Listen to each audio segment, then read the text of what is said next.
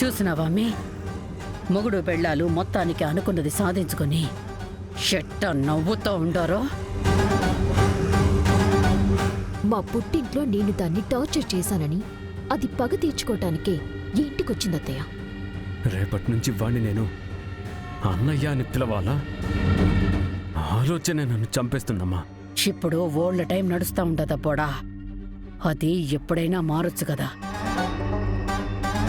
ఈసారి మనం కొట్టే దెబ్బ నుంచి కేదార్ జగదాత్రిలు ఎప్పటికీ కోలుకోకూడదత్తయ్య.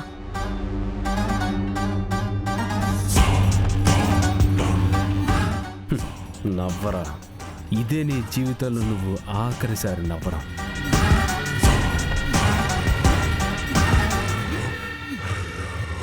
నీ బ్రతుకులో ఏడుపుని తప్ప ఇంకేం మిగల్చను. ఏంటి దాత్రి, యువరాజు వాళ్ళు కళ్ళతోనే కాల్చేసేలా చూస్తున్నారు? నా గెస్ కరెక్ట్ అయితే మావయ్య వదిన రేపు నిన్ను కొడుకుగా అనౌన్స్ చేద్దామని చెప్పినట్టున్నారు. అందుకే అంత కోపంగా ఉన్నారు. సాక్ష్యాలను ఏం చేయలేక రేపు అనౌన్స్మెంట్ ని ఎలా ఆపాలో అర్థం కాక మనల్ని తిట్టుకుంటున్నట్టున్నారు. నువ్వు వాళ్ళ గురించి ఆలోచించకు. తాతయ్య గారు చెప్పినట్టు ఈ ఇంటి వారసత్వం నీ హక్కు. నీకు సపోర్ట్ చేయడం కూడా మావయ్య గారి బాధ్యత. ఇందులో నువ్వు చేసిన తప్పేమీ లేదు. తప్పు అని కాదు దాత్రి, పిన్ని యువరాజు వాళ్ళు కూడా నన్ను సంతోషంగా యాక్సెప్ట్ చేస్తే బాగుంటుందనిపిస్తుంది అంతే. వాళ్ళు నిన్ను యాక్సెప్ట్ చేయడానికి కొంచెం టైం పడుతుంది. 25 ఏళ్ల గాయం కదా, మానడానికి కొంచెం టైం పడుతుంది. నువ్వు ఇంటికి కొడుకయ్యాక కూడా నీలో ఏ మార్పు లేదు. నువ్వొచ్చింది కుటుంబం కోసమే అని అర్థం చేసుకున్న రోజు అందరూ నిన్ను దగ్గరికి తీసుకుంటారు. జగదాత్రి, వస్తున్నా వదినా. రా. జగదాత్రి, రేపొద్దున కీర్తికి ఓనీల ఫంక్షన్ ఏర్పాటు చేశాం. దానికి రేఖా అత్తయ్య వాళ్ళని కూడా ఫోన్ చేసి పిలిచాను. సరే వదినా, అన్ని పనులు మేమిద్దరం దగ్గరుండి చూసుకుంటాం. దాంతోపాటు రేపు ఫంక్షన్లో బాబాయ్ బంధువుల ముందు కేదార్ తన కొడుకే అని అనౌన్స్ చేస్తారు.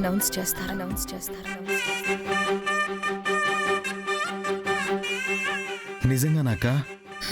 నాన్న నిజంగా నేను తన కొడుకునని అందరికీ చెప్తారా? అయితే రేపటితో కేదార్ ఇంటివాడు అయిపోతాడు వదినా. అవును జగదాత్రి, వీరశంకర్ గారిని కూడా ఫంక్షన్కి పిలవండి. ఓకే అక్క, ఇప్పుడే తాతయ్య కాల్ చేసి చెప్తాను.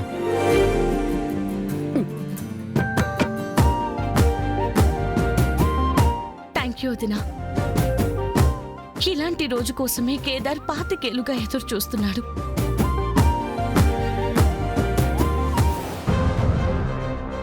కేదార్ మీద మీ అందరికీ కోపం ఉందని తెలుసు అత్తయ్య గారు. కానీ కేదార్కి ఒక చిన్న అవకాశం ఇవ్వండి. మీరనుకున్నట్టు తన ఆస్తి కోసం రాలేదని, మీ అందరి కోసమే వచ్చాడని మీకు అర్థమవుతుంది. తన 25 ఏళ్ల కష్టం రేపటితో పోతుంది. ఇంకెవ్వరూ తనని తన పుట్టుక గురించి ప్రశ్నించరు. అసలు అవమానించానని తెలిసాక కూడా కేదార్ అన్న ఫస్ట్ ఒక మాట.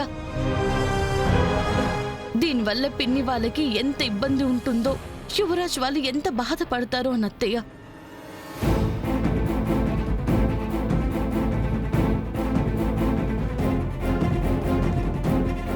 మీ గురించి, తన కుటుంబం గురించి అంతగా ఆలోచిస్తాడు. కేదార్ చాలా మంచివాడత్తయ్య. ప్లీజ్ మీ కోపం కాస్త పక్కన పెట్టి తనకొక్క అవకాశం ఇవ్వండి. ఆమె కౌశికి, మీ బాబాయి అన్నం తిండంట, నేను పోయి పాలు తీసుకుపోయిస్తా.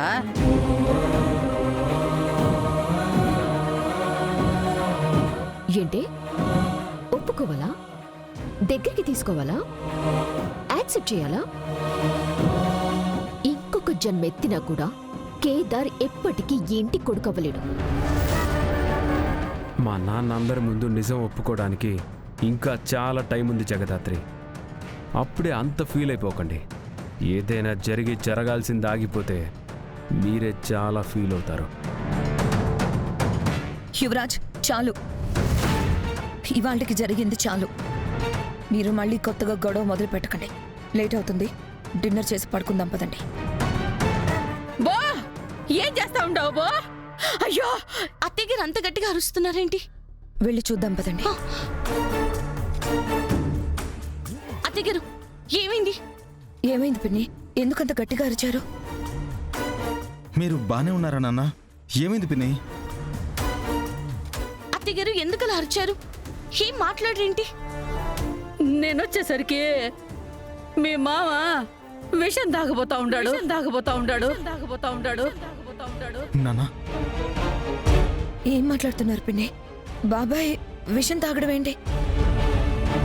నేను పాలు తీసుకొని వచ్చుండానా, అప్పుడే ఇగో ఈ సీసాలో ఉన్న విషం తాగబోయి ఉండాడు. అత్తయ్య గారు చెప్తుంది నిజమా మావయ్య గారు? మీరు నిజంగానే విషయం తాగాలనుకున్నారా?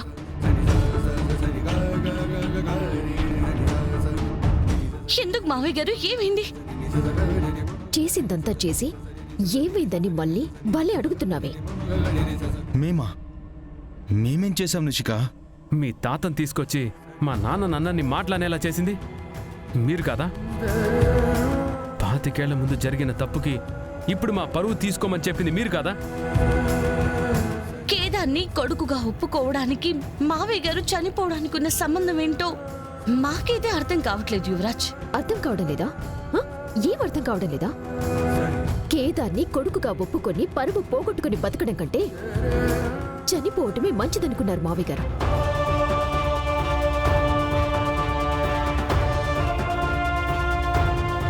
కొడుకు కుటుంబమని మీరు చేసిన అవమానాన్ని భరించలేక చనిపోదామనుకుంటున్నారు.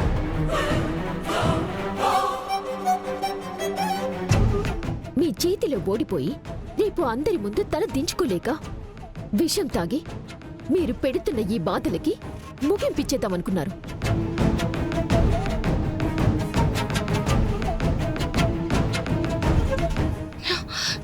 నిషి చెప్తుంది నిజమా మావయ్య గారు? మీకు నిజంగానే ఏదాన్ని మీ కొడుకుగా ఒప్పుకోవడం ఇష్టం లేదా? నాన్న నన్ను కొడుగ్గా అందరికీ చెప్పడానికి ఒప్పుకున్నారని చెప్పావు కదక్కా. నీ ఇష్టం అంటే పరువు గురించి ఆలోచిస్తున్నారనుకున్నాను, కానీ ఇలా బాబాయ్కి ఇష్టం లేదని నాకు తెలియదు కేదార్. ప్లీజ్ మావయ్య గారు, నిషి చెప్పింది అబద్ధమని కేదాన్ని కొడుకుగా ఒప్పుకోవడానికి మీకే ప్రాబ్లం లేదని చెప్పండి. ఇన్ని రోజులు మీరు పరువు గురించి ఆలోచించి ఆగుతున్నారనుకున్నా నాన్న, కానీ నేనంటే ఇష్టం లేక నిజం ఒప్పుకోవడం లేదని అనుకోలేదు. ప్లీజ్ ఏదో ఒకటి మాట్లాడండి నాన్న.